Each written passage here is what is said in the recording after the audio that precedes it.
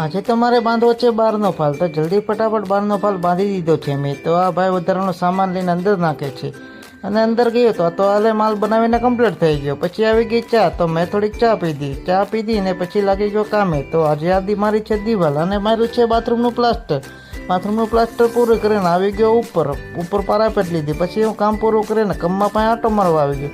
તો આટલી ઉંમરે પણ એ તેના ઘરના સભ્યોને જો રસોઈ બનાવીને એને હાથે જમાડે છે.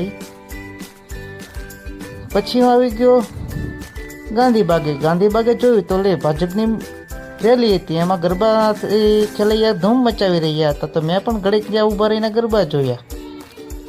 ગરબા જોઈને હું આવી ગયો મારા દોસ્તની દુકાને. તો દોસ્તની દુકાને બેઠો અને પછી ઘરે આવીને થોડીક કસરત કરતો હતો ત્યાં તો આ શું પડાઈ ગયું. આ તો પડાઈ ગયું. પછી હું ઊભો થઈને પાછો કસરત કરવા માંડ્યો અને પછી મેં ખાઈને થોડુંક આ રબડાને પાછો ખવડાવી દીધું.